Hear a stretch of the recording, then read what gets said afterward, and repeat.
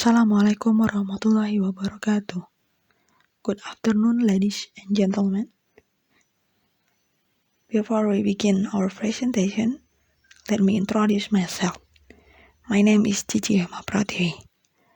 Thank you for the opportunity to speak to you. Today, I'd like to present to our article with the title, The Impact of Illegal Drilling on Environment in Sungai Angit Village. I will begin by introduction.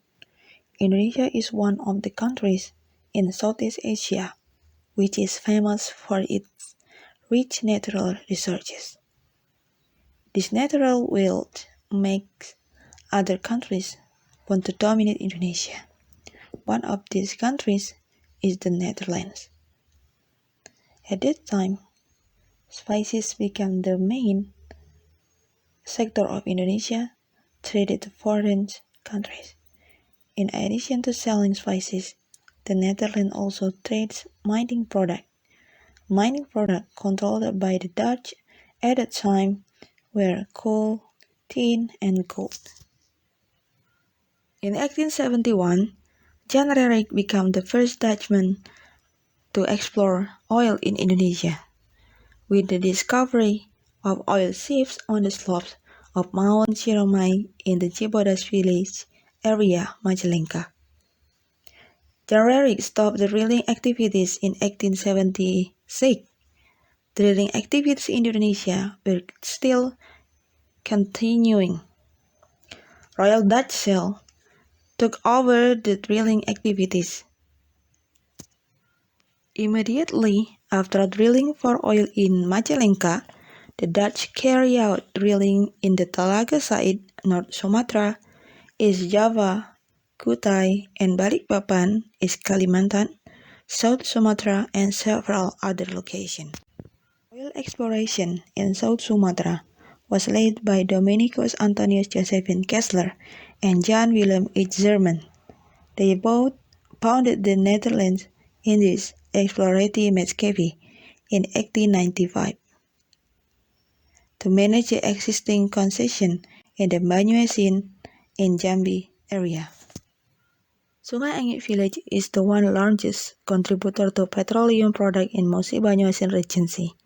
The practice of drilling in the Sungai Angit village itself was started in 1911 by the Dutch and has been actively managed by the community since 1974 until now. All oil wells left over from Dutch exploitation are scattered in various locations in Musi Banyuasin. Department of Mining and Energy Musi Banyuasin Regency in the 108, it was found that the old oil wells were located in almost all areas in Musi Banyuasin, such as in the village of Sungai Angit, Batanghari Leko, Keluang, Panjering, Mangunjaya, and Bayat Ilir. Oil drilling in Sungai Angit still use the traditional method, which means using a simple technique and tools. I'll show you the picture. Figure 1, a modified drilling equipment, and Figure 2, the process of taking oil using the modified tools.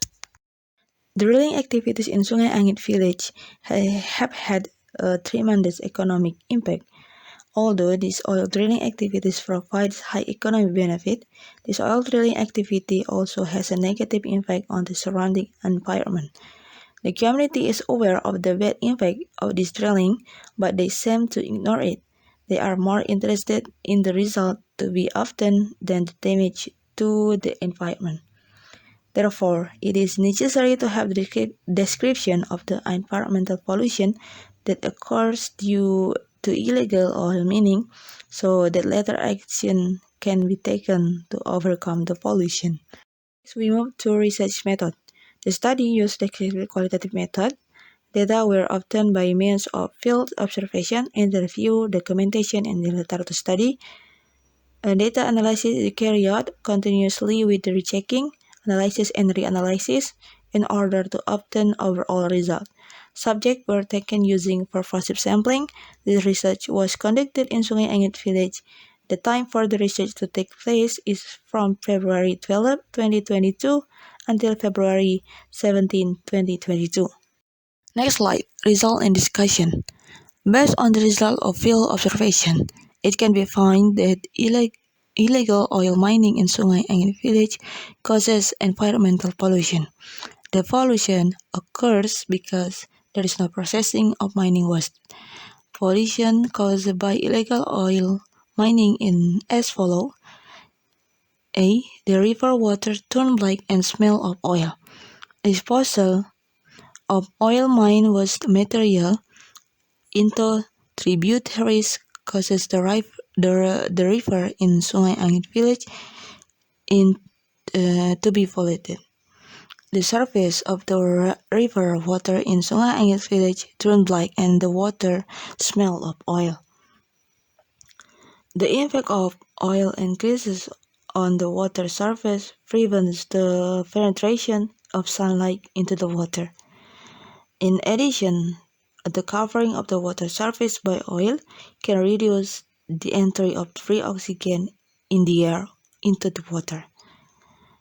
For your information, crude oil also contains aromatic hydrocarbons such as benzene, toluene, and xylene, which are toxic to human and other life.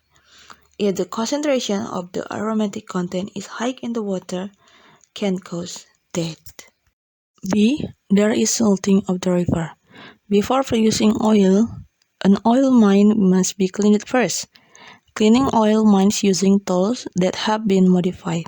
This cleaning activity produces mud, stone, and water mixed with oil. This material is not managed and just dumped directly into the tributary flow.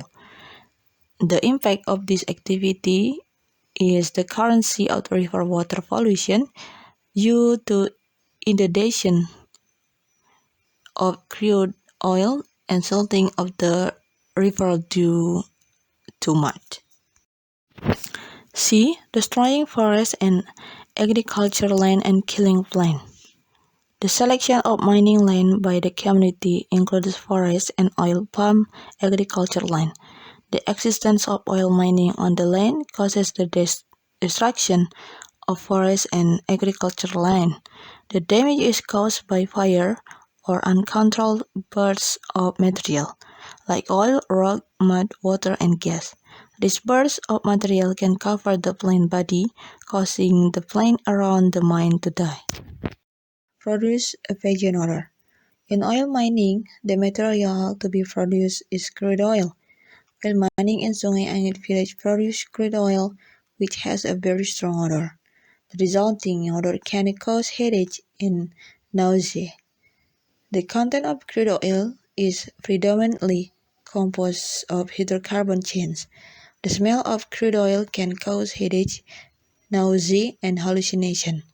Long-term effects if too often inhale the smell of oil, namely lung damage or pneumonitis.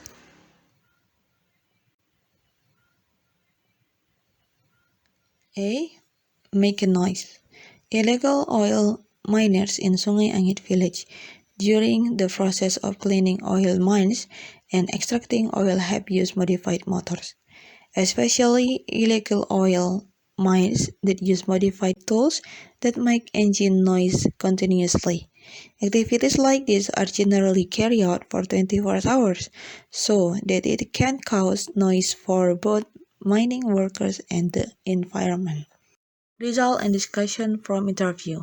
Through interview with 9 people in Sungai Angit village, it is known that they have been doing this illegal mining activity for a long time, ranging from 8 until 12 years. Their purpose in carrying out illegal mining activities is to increase their income and improve the family economic situation. However, they don't know about SOP or standard operating procedure in oil mining. In addition, water from oil mining is simply dumped into the environment. It can be seen that their knowledge is minimal about the environmental impact caused by these mining activities. In the further interview, one of the interviewers said that what they, they are currently doing is simply imitating that is happening around them. He said that so far there was no special action they had to take, whereas mines that are no longer in use should be addressed by conducting land reclamation. The purpose of mine reclamation is to organize, restore, and improve the quality of the environment and ecosystem so that it can function again according to its designation. After the land reclamation is a continue with post-mining activities. It's carried out as a form of land systematic and continuous activities in restoring the function of natural environment and social function according to environmental conditions in all mining areas. Okay, everyone, this last slide. I like to conclude my presentation. Based on the result of the analysis and discussion, it can be concluded that illegal oil drilling activities can cause environmental pollution. The pollution includes water pollution, air pollution, soil pollution, and noise pollution. This research is expected to be able to provide information to the community, especially the Sungai Angit village community, regarding the negative effect of oil drilling. Thank you for your attention, and wassalamualaikum warahmatullahi wabarakatuh.